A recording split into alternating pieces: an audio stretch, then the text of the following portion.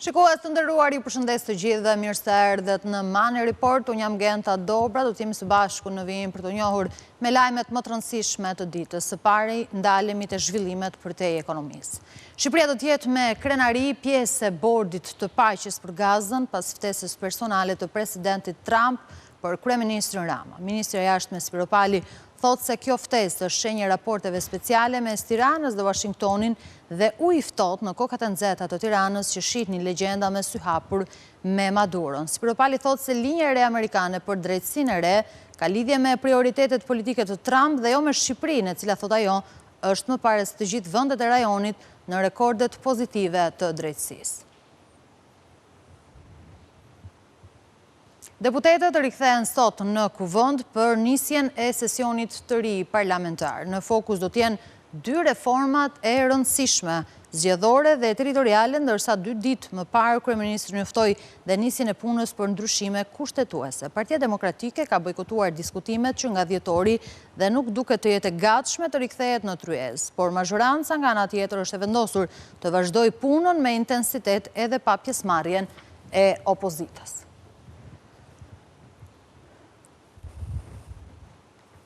Një tragjedi goditi Spanjën pas një aksidenti hekurudhor në Andaluzi. Të paktën 39 persona humbën jetën nga përplasje 2 trenave, ndërsa mbi 70 të tjerë janë dërguar në spital të plagosur. Bilanci i tragjedisë mund të rritet pasi shumë të plagosur janë në gjendje të rëndë. Shkaku i aksidentit është ende i panjohur dhe ka nisur hetime për ngjarjen që shënon aksidentin më të rëndë hekurudhor në Spanjë.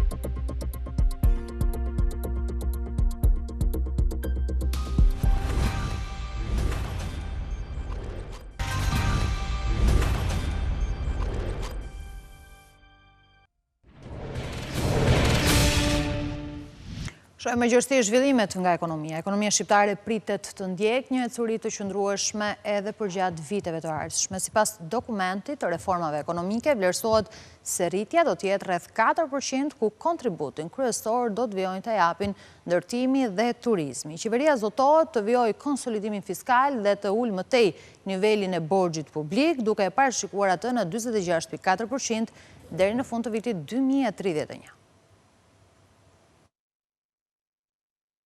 Ulja e mëtejshme e borxhit publik duket se do të jetë një ndër objektivat kryesor të ekonomisë shqiptare në 2 vitet që vijnë. Qeveria ka publikuar programin ekonomik për vitin 2026-2028, ku parashikohet që borxhi publik ndaj prodhimit të brendshëm bruto do të vazhdojë trajektoren rënëse në përputhje me rregullin fiskal përkatës, nga 54.1% në vitin 2025. Borxhi publik pritet që të vijojë mëtej rënje në rreth 53.6% në vitin 2026. Sipas skenarit bazë, borxhi publik pritet të bjerë në rreth 52.2% në vitin 2027 dhe mëtej në rreth 46.4% deri në vitin 2031. Në të njëjtën kohë, krahas konsolidimit fiskal, synohet edhe ruajtja e një raporti të shëndetshëm të shpenzimeve buxhetore për investimet, që targetohet të jenë mbi 6% në çdo vit buxhetor. Sektori i turizmit duket se do të mbetet një ndër shtysat kryesore të rritjes ekonomike në Shqipëri. Në programin e reformave ekonomike për vitin 2026-2028 theksohet se rritja ekonomike do të udhëhiqet nga sektorët e shërbimeve dhe të ndërtimit, duke konfirmuar kontributin e turizmit në ekonominë shqiptare. Gjatë 2 viteve të ardhshme, rritja ekonomike parashikohet të vijojë që të ketë një normë mesatare prej 4%. Shërbimet pritet të arrijnë një rritje mesatare me 5.4%, duke dhënë një kontribut mesatar prej 2.7% në vit. Më pas, për kontributin e dhënë në rritjen ekonomike renditet ndërtimi ndjekur nga industria. Efekti i sektorit bujqësor në ekonomi pritet që të mbetet minimal edhe për 2 vitet e ardhshme. Një praktikë më parë, Kryeministri Edi Rama zhvilloi një takim me kryetarët bashkive të vendit, ku njoftoi edhe ngritjen e një agjencie të re të planifikimit dhe zhvillimit që do të asistojë edhe bashkitë e vendit në projekte të ndryshme, e cilësoi këtë si një urë të re ndërveprimi mes pushtetit vendor, por dhe atij qendror. Do të ndjekim fillimisht një pjesë fjalës së Kryeministrit Rama të mbajtur në këtë aktivitet dhe më pas rikthehemi në studio për ta diskutuar çështjen me ekspertë të fushës. Ne po bëjmë një reformë dhe do të kemi së shpejti një agjenci ku planifikimi, zhvillimi dhe strehimi do t'jenë bashkë, dhe kjo agjenci do t'jetë në dispozicion të pushtetit vendor, duhet iniciativë, duhet parë çdo pjesë e territorit me një qasje sipërmarrëse. Çfarë mund të nxjerr unë nga kjo pjesë e territorit për të ardhurat e bashkisë, me cilat pastaj të bëjmë më shumë punë publike, të bëjmë më shumë shërbime publike. Nuk mundet dot të rrini dhe të prisni vetëm nga buxheti i shtetit. Dhe të prisni vetëm nga tarifat dhe nga qerap. Nuk mundet dot. Duhet kaloni në një fazë tjetër, sidomos disa bashki që i kanë të gjitha mundësit, kërkesat, potencialet, po dhe bashkit më të vogla mund dhe duhet ta bëjmë të gjë. Dhe këtu vi tek një pjesë tjetër, bëm një takim ekskluziv për paketën e male. Sot që flasim, jemi akoma në kushtet kur jo të gjitha bashkit e kanë kryer fazën e parë. Por çfarë është ky mekanizëm i ri dhe si pritet të funksionojë? Diskutoj këtë çështje me zotin Agron Haxhimali, ekspert për çështjet e pushtetit vendor. Mirë se erdhët në Money Report. Ju përshëndes. Pse do të ngrihet kjo agjenci e re dhe si do të funksionojë? Pse do të ngrihet agjencia e re është më tepër një vullnet politik i kryeministrit Rama, përpiqet me gjetë ndonjë shtek me përmirësu sasinë dhe cilësinë e shërbimeve në këtë fushë, edhe pse vërtet ka probleme, por nuk mendoj se është zgjidhje e drejtë duke krijuar pafund çdo ditë, krijohet nga një agjenci e re që merr kompetencat nga pushteti vendor, kalojnë tek pushteti qendror.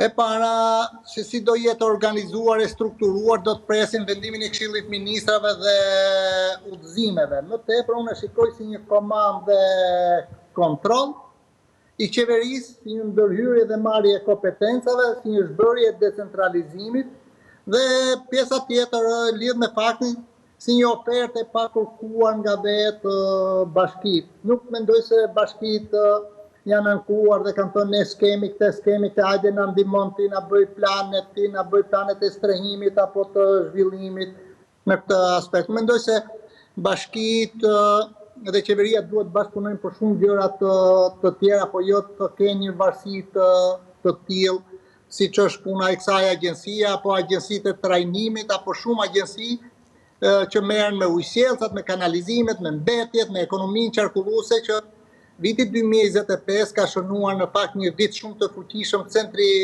petal, që do thotë, qeveria në koncepte, në filozofi, në administrimit publik, të shërbimeve publike vendore, ka shkuar drejt posesivitetit, duke i marrë kompetenca njësive të qeverisjes vendore. Pra mendoni se asnjë nga bashkitë e vendit nuk ka nevojë për këtë një asistencë të tillë në këto projekte?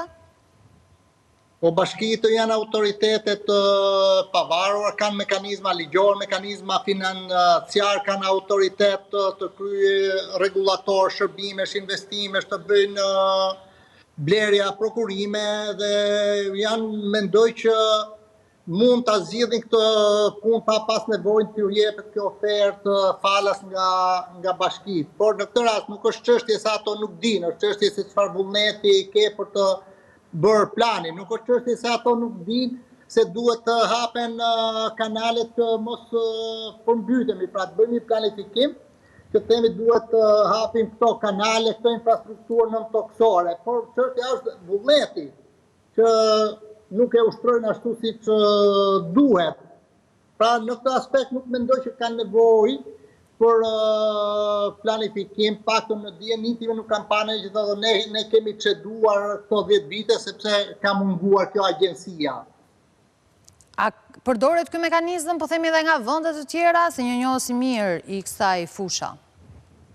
Shiko, vendet e tjera sigurisht kanë agjenci qendrore që janë më tepër teknike dhe asistojnë bashkitë, por kjo mvaret se çfarë autoriteti do t'i japësh kësaj agjencie, çfarë marrëdhënie, çfarë pozita do të ketë njësitë e qeverisjes vendore. Njësitë e qeverisjes vendore nuk mund të shkojnë të blejnë produkt, le të themi, edhe ta marrin pala si një produkt gatshëm nga kjo agjenci, apo nga ana tjetër bashkitë mbledhin të dhëna, përpunojnë të dhëna, organizojnë punën, planifikojnë vetë dhe pastaj ta çojnë për ta certifikuar, apo nuk e di se çfarë roli do t'i bëjë kjo agjenci. Nuk shikoj ndonjë risi për këtë çështje fare. Është thjesht një thënie nga kryeministri për të tërhequr vëmendjen, por edhe në aspektin kohor dhe në qasje strategjike e shikoj të gabueshme, pasi ne kemi hyrë, pra qeveria vetë ka lançuar fazën e reformës territoriale 2.0, çfarë do thotë kjo, që do të më qetësi, më maturi, të priste se si do jetë konfigurimi i ri territorial dhe administrativ për pushtetin vendor dhe pastaj t'i rregullonte me kohën këto, por ai këto 2 vite ju heq çdo herë në përgjithësi dhe kompetencë, tash do bëjmë reformë. Nuk di tash që bë reformë se çfarë do t'ju ngeli këtyre bashkive që do krijohen. Do duhet që të presim vendimi për ta parë të detajuar. Kritika kryeministri Pati për një pjesë të... Duhet ta presim. Duhet t'i presim, pa diskutim, do shikojmë thelbi qëllimi kur do ishte, sepse bazuar vetëm në deklaratë, unë po jap opinionin tim, deklarata nuk më thotë asgjë. Kjo është ndërhyrje në çështjet e decentralizimit, forcon qeverisjen qendrore, dobëson qeverisjen vendore. Qëllimi është të forcojmë bashkitë aty ku janë.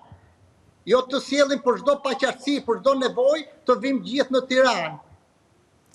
Një nga kritikat që kryeministri Rama pati për një pjesë të kryebashkiakëve të vendit ishte edhe ajo lidhur me mosdorëzimin e hartave për zonat zhvillimore për paketën e maleve. Pse ka vonesa nga disa njësi bashkiake në vend? Nuk është hera parë që i kritikon për paketën e maleve, ka kritikuar dhe herë të tjera. Pse ka vonesa? Nga informacionet, nga kontaktet që kam me zgjedhurit vendor, mendoj që janë të justifikuara këto vonesa, pasi është i fjalë goje të thuash në Tiranë bën një harta, por mos harro që kryetarët ndeshen në terren me presionin më të madh të kompleksitetit që ka pronat në Shqipëri, të statusit dhe jurisdiksionit që kanë pronat në Shqipëri, të hartave territoriale, të hartave të zhvillimit, të hartave të malit, të hartave të fushave, të kodrave, të gjithë sistemit të pronave. Kështu që për sa kohë ka një paqartësi historike në këtë aspekt, kryetarët duhet të peshojnë mirë çdo vendimarrje, kryetarët duhet të peshojnë mirë çdo firmë që hedhin në këtë aspekt. Unë nuk mendoj që është neglizhencë e kryetarëve, fare nuk e mendoj, ato kanë interes të ofrojnë investitor, por mendoj që nuk e kanë të lehtë ta bëjnë sepse problemet e Shqipërisë me pronat janë të llatarshme fare dhe kërkojnë shumë kujdes sepse në të kundër do përplasen pastaj pronar, posedues të ri apo të vjetër me kryetarin e bashkisë. Prandaj ka dhe vonesa në këtë fazë të parë. Është një ambicie për të patur është legjitime. Për të patur 1.000 investime përmes kësaj pakete, e shikoni të realizueshëm, po themi, o Shqipëria ka mjaftueshëm hapësira dhe janë ndarë një pjesë e këtyre zonave nga disa bashki të vendit. Do të ketë interes? Unë po të kishin pas interes ishin realizuar ato dhe nuk bëhen me objektivat të tillë du 1.000 unë. Po tash kryetarët nuk ose do t'i investojnë vetë ato 1.000, në qoftë se ka interes nga biznesi, ato le të shkojnë në përputhje me ligjin, me interesat ekonomike se s'do paguajnë asgjë dhe le të ndërtojnë. Shiko, a mund të erë gjua kryeministrit me kryetarët e partisë së tij, më tepër ishte një mbledhje partie se sa një mbledhje e shtetit me kryetarët me kryetarët të bashkit. Ishte një mbledhje me strukturat e partisë së tij të zgjedhur qendror dhe vendor, dhe këtu e shikoj në pozitën e kryetarit të partisë ato takim, jo të kryetarit të shtetit. Po edhe këtu po bëj analizë, nuk më erdhi mirë që thotë po nuk i bëhet s'do kandidoni. Le të themi që brenda partisë është gjua e tij, por unë e shikoj si kryetar bashkie edhe kur është tek gjiri i Partisë Socialiste. Por më tepër nuk më pëlqen gjua që thotë duhet bëni 1000. Sepse është një objektiv, nuk është një lloj detyrimi, por është një objektiv i vendosur dhe nëse arrihet sigurisht është mirë për këto zona. Po janë 61 bashki të Shqipërisë, i duhet të bëjnë ka 5-16 investima. Trupa betoni që kanë bëjnë me struktura akomoduese, bujtina, hotele, gjithë në të teritorin e 61 bashkive. Tashti a mundet për 15 për një vit e gjysmë që janë zgjedhje, përfshi faktin që jo të 61 bashkitë e Shqipërisë janë përfituese të kësaj pakete, edhe pse kjo po trajtohet shumë keq në fakt, sepse ajo ka një terminologji, unë e kam mbështetur në fillim si i qasi. Le të shikojmë çfarë do të ndodhi. Do të shohim edhe në vijim se si do të jetë edhe interesi. Në vijim. Por tashti të më bësh Durrësin, Kënetën, Peqinin, Shijakun, të gjithë zonat fushore ti trajtosh te paketa male. Besoj se do të kenë plan të detajuar dhe kryetarët e bashkive. Zotja Xhemali, ju falenderoj shumë që ishit sot me mua në Money Report. Faleminderit ju.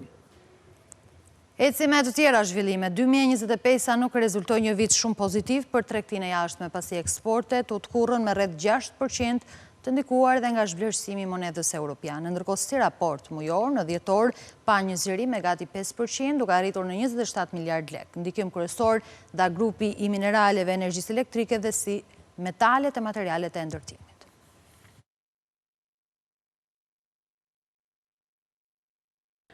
Tregtia e mallrave Made in Albania e ka mbyllur vitin me rritje. Të dhënat e Instat tregojnë se në dhjetor të vitit 2025, eksportet e mallrave arritën vlerën 27 miliard lek, duke u rritur me 5.6% në krahasim me të njëjtën periudhë të një viti më parë. Nga të dhënat vëret se impaktin kryesor në rritjen e eksporteve e ka pasur grupi i minerale, lënë djegëse dhe energji elektrike me 3%, ndjekur nga materialet ndërtimi dhe metale me 2.4% dhe më pas makineri, pajisje dhe pjesë këmbimi me 1.2%, ndërkohë që negativisht ka ndikuar grupi ushqim, pije dhe duhan si dhe produkte kimike e plastike. Deficiti tregtar i këtij muaji ka rezultuar 53 miliard lek, duke u ulur me 0.8% krahasuar me të njëjtën periudhë të një viti më parë, por pavarësisht sinjaleve pozitive në nivelin e eksporteve përgjatë dhjetorit, në tërësi eksportet e mallrave shqiptare mbyllën vitin 2025 në rënje, duke reflektuar një vit sfidues për sektorët kryesor të ekonomisë. Sipas të dhënave të Instat, gjatë gjithë vitit 2025, eksportet arritën vlerën 346 miliard lek, duke pësuar një rënje vjetore me 6.1% krahasuar me vitin 2024. Ky ngadalësim lidhet kryesisht me dobësimin e eksporteve të materialeve të ndërtimit dhe metaleve, por edhe të mineraleve.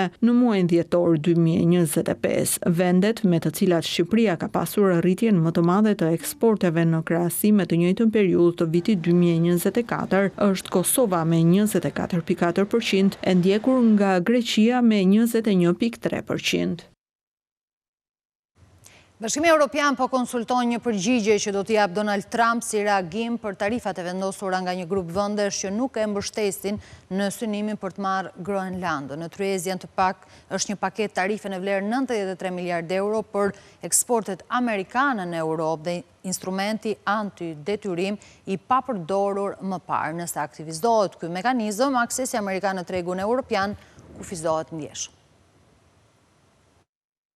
Ambasadorët e Bashkimit Evropian arritën të dielën një marrëveshje për të rritur përpjekjet për të bindur presidentin amerikan Donald Trump që të mos vendos tarifa, ndërsa përgatiten gjithashtu masa akmarrëse nëse ai nuk heq dorë nga goditja ekonomike. Udhëheqësit e Unionit do të diskutojnë opsionet në një samit që mbahet e njëjtën. Një nga kundërmasat që konsiderohet është një paket tarifash mbi 93 miliard euro të importeve amerikane që mund të hyjnë automatikisht në fuqi me 6 shkurt pas një pezullimi 6 mujor. Masa tjetër është edhe më ekstreme, deri tani e papërdorur ndonjëherë. instrumenti antidetyrimi i cili mund të kufizojë aksesin në tenderat publik, investimet ose aktivitetin bankar, ose të kufizojë tregtinë e shërbimeve në të cilat Shtetet e Bashkuara ka një suficit me bllokun, duke përfshirë shërbime digjitale. Një burim pranë presidentit francez Emmanuel Macron, ta sa i po nxit aktivizimin e këtij mekanizmi. Megjithatë, paketa e tarifave duket se ka marrë mbështetje më të gjerë, si një përgjigje e parë se sa masat antidetyrim. Presidenti i Këshillit Evropian Antonio Costa, i cili kryeson samitet e bllokut,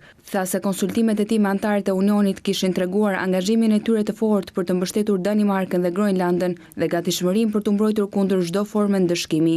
Donald Trump u zëtua të zbatojë tarifa për 10%, të cilat më vonë mund të rriten në 25% ndaj Danimarkës, Suedisë, Francës, Gjermanisë, Holandës, Finlandës dhe së bashku me Britaninë dhe Norvegjinë, derisa Shteteve të Bashkuara t'u lejohet të blejnë Groenlandën. Një letër e publikuar nga media ndërkombëtare që Trump i ka dërguar kryeministrit norvegjez e bën të qartë se presidenti amerikan nuk ka ndërmend të heqë dorë nga ambicjet e tij. Letra nis me kritika për vendin nordik, që nuk i dha Trump çmimin Nobel për paqen pavarësisht se ai ndaloi 8 luftra. Presidenti amerikan thekson se për këtë arsye ai nuk ndjen detyrim të mendojë veçanërisht për paqen. Në letër Trump thotë se Danimarka nuk mund ta mbrojë Groenlandën nga Kina dhe Rusia dhe thekson se ai ka bërë më shumë për NATO-n se kushdo tjetër dhe tashmë është koha që Aleanca të bëjë diçka në këmbim për Shtetet e Bashkuara. Ishte gjithçka për Mani Report. Zhvillime të tjera nga vendi, rejoni dhe bota i ndiqni duke klikuar në faqen tonë zyrtare abc.news.al, po ashtu informoni në kohë reale në valët e radios në frekuencë 105 FM. Faleminderit për vëmendjen, bashkë ndajmë.